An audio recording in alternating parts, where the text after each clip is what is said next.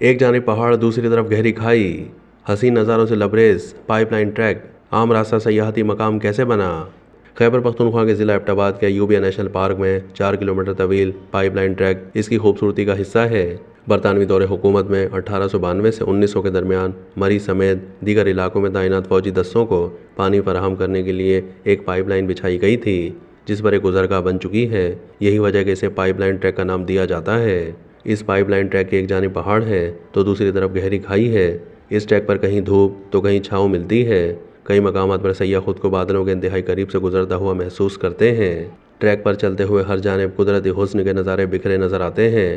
تر و تازگی بخشتی ہوا بھی اس ٹریک پر چلنے والوں کے ساتھ رہتی ہے۔ یہاں جنگلی حیات کا سامنا بھی ہو سکتا ہے۔ محکمہ جنگلی حیات کے لگائے گئے بورڈز کے مطابق ایوبیہ نیشنل پارک چیتا، لال لومڑ، اڑتی گلہری اور سنہرے بندروں سمیت ایسے کئی جانوروں کا مسکن ہے۔ قدرتی خوبصورتی کو برقرار رکھنے کے لیے ٹریک کو پختہ نہیں کیا گیا۔ راستہ کچا ہونے کی وجہ سے انگریز دور میں بچھائے گئے پائپ پر لگا زنگ اب بعض مقامات پر دکھائی دیتا ہے۔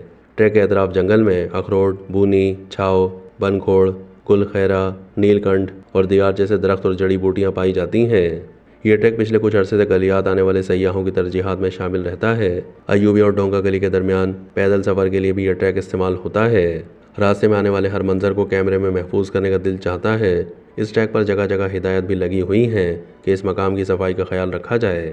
ٹریک کے ارد گرد باڑ لگا کر اسے تمام عمر کے افراد کے لیے موزوں بنا دیا گیا ہے۔ قدرتی مناظر سے محفوظ ہونے والوں کے لیے پائپ لائن ٹریک پر سفر ایک یادگار تجربہ ثابت ہو سکتا ہے۔ یاد رہے کہ ایوبیہ نیشنل پارک سطح سمندر سے 8000 فٹ کی بلندی پر واقع ہے، جس کا رقبہ 8114 ایکڑ ہے۔ اسے 1984 میں تعمیر کیا گیا، جبکہ 1991 میں اسے نیشنل پارک کا درجہ دیا گیا۔ اس کا نام پاکستان کے دوسرے صدر ایوب خان کے نام پر ایوبیہ رکھا گیا۔